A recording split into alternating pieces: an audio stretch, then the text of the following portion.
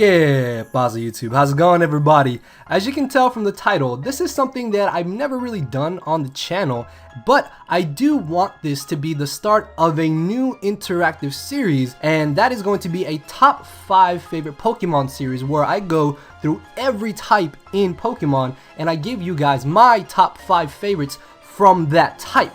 Now, there are 2 restrictions I wanted to add to this series. First off, I will not be choosing legendary Pokemon. I will be doing legendary Pokemon by themselves after I go through all the typings, or maybe I'll do like a halfway point and then go from there. Not too sure yet. But the second restriction was that I will only be choosing Pokemon who are solid grass types or have their grass typing be their primary typing. So for example, something like Gourgeist, which is a ghost grass type, will not be on this list because grass is its second typing, and something like Ludicolo, whose grass typing is its second typing while water is its primary typing, will also not be on this list. I just wanted to add those rules to kind of make it a little bit more challenging and a little bit more fun, because I felt like it was a bit of a cop-out if I chose a grass type that had it as its secondary typing. Now, you don't have to do this for leaving your favorite Pokemon in the comment section below, but if you would like to, then by all means go ahead and feel free to follow the same restrictions that I have set for myself. But if you guys are going to be excited for this series, make sure to hit the like button down below. And with that being said, let's go ahead and get this started. So starting off the top 5 list,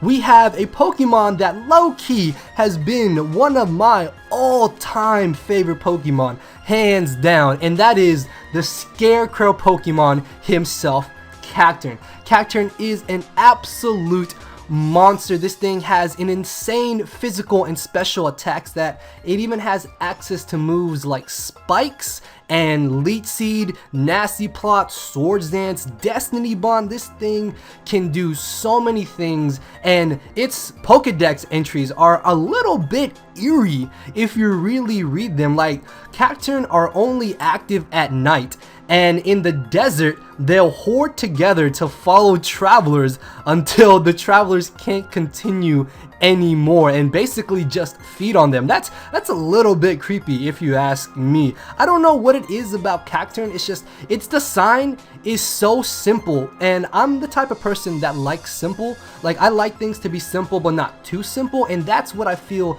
like Cacturne is. Its design, it's still able to have uniqueness to him while not being overly saturated with too many features on him. Moving on to number 4, we have the 3rd gen starter himself, the forest Pokemon known as Sceptile. Sceptile got a huge boost in 6th gen when it got access to a Mega that was insanely fast and had a pretty good special attack stat. But back in the day, man, back in 3rd gen, running through Pokemon Ruby, Sapphire, or even Emerald, man, Sceptile was my starter. He was my go-to Pokemon, and even in the anime, Sceptile was a monster for Ash, and if I'm not mistaken, it was one of Ash's only fully evolved Pokemon. So he was definitely a huge powerhouse, and Sceptile can also be a great Pokemon to use in whatever tier that it's in. It has access to moves like Swords Dance, Leaf Storm. It has Unburden if you don't decide to Mega Evolve it, which makes it a very potent sweeper. After an SD and getting that Unburden activated, this thing can put in so much work if used correctly. And even in game, if you're playing a 3rd generation game, choose Trico so you can get a Sceptile. You will not be disappointed 100%.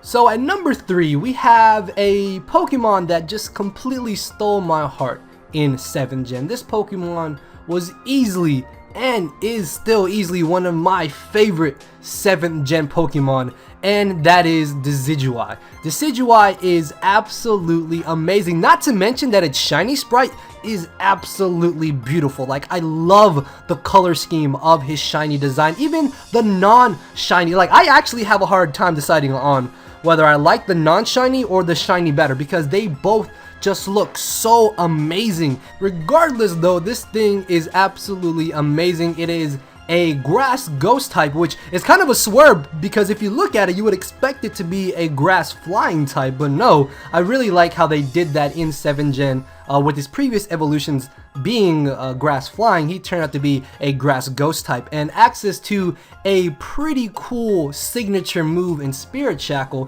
which prevents your opponent from switching out, allowing for Decidueye to be able to U-turn out against that opponent or hard switch into something that can set up on that Pokemon that is forced to stay in on Decidueye, which makes it a really great support Pokemon for your team. It also has access to moves like Defog to get rid of hazards, Leech Seed so you can gain recovery for yourself and for your teammates if you switch out. It also has Synthesis so itself can recover up HP. It's able to run a Nasty Plot set, which is pretty cool, and this thing just has so many different moves that it could potentially run. A Sub Leech Seed set would be kind of cool. A Baton Pass set would even work with this monster, and I really feel like Decidueye has a lot of potential in competitive battling, which is just another reason why I absolutely love this Pokemon and why it's one of my favorites. Moving on to number 2. Now, I kind of discovered a theme in this top 5, and you guys are probably going to realize it right now when I list my next favorite Pokemon. This next Mon has been a Gen 1 OG monster, man. I remember picking this Pokemon as my starter and just wrecking shop, and I already kind of gave it away, and it's not Bulbasaur, but it is Venusaur. More so Mega Venusaur, but they're kind of the same Pokemon. Regardless though, Venusaur's evolution line has always been one of my all-time favorite Pokemon, hands down, easy peasy lemon squeezy. Yes, I just said that, and that is because Venusaur is so fat, man. Mega Venusaur is literally one of the most bulkiest Pokemon in the game. Like, this thing will not die. If I'm not mistaken, it only has 2 weaknesses, and even then, those 2 weaknesses do not hinder this Pokemon that much. Now, he does have access to the Thick Fat ability, which has the damage of fire and ice type moves, so that makes him even better of a Pokemon. And I remember in 5th gen, Chlorophyll Venusaur with growth was absolutely terrifying to face if you were going up against a Sun team and you had no weather setter of your own, because at that point you basically had to deal with a extremely fast, bulky Pokemon that could double its attack or special attack in the sun,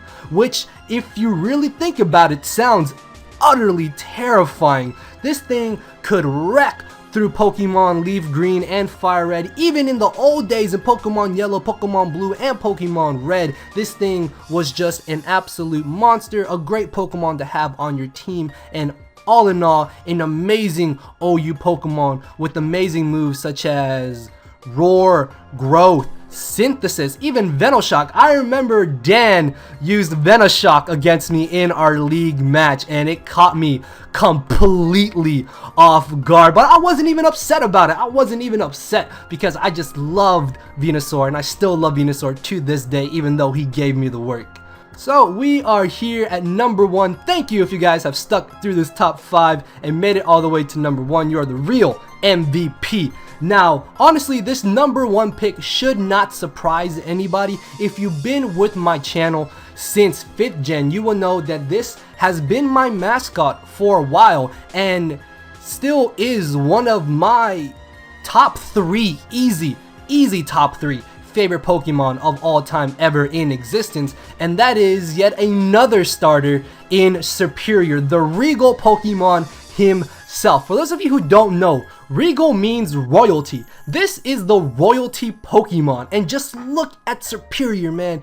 It looks absolutely amazing, not to mention that it has an insane hidden ability in Contrary. Do you know what this means? Superior used to be NU. I think it was even PU at one time, but once its hidden ability got released, this thing moved all the way up to 6th gen OU and will still probably be in the OU tier come 7th gen because of Contrary. It allows Superior to take advantage of one of its hardest hitting moves in Leaf Storm, giving it a +2, and it's already extremely fast, reaching a solid 357 speed, being able to outspeed many common threats and just utterly destroy them. If you don't want to try Contrary, it also gets access to Calm Mind and Sword Dance for other boosting options. But I've always loved Superior. I don't know what it's been about Superior, but I love the design. I even have a Superior plushie. Like, I'm not joking. I literally have a Superior plushie. This is how much I love Superior's design. Again, it's one of those designs that is simple, but it's not too simple. Like, it has enough detail to it, and it still just looks absolutely amazing. Its shiny sprite even looks pretty awesome.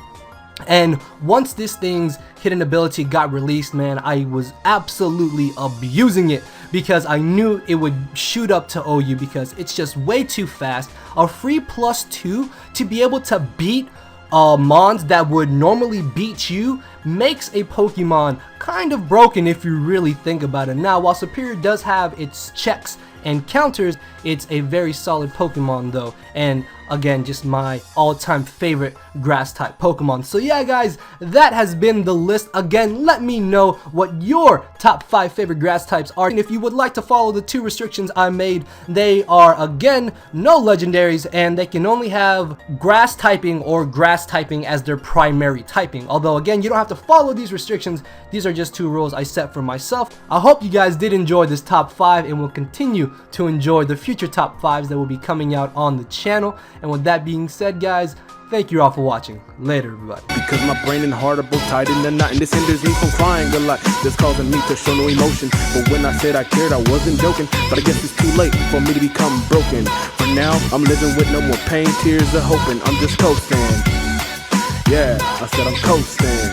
No more pain, tears, and hoping. For real, it's too late for me to be broken.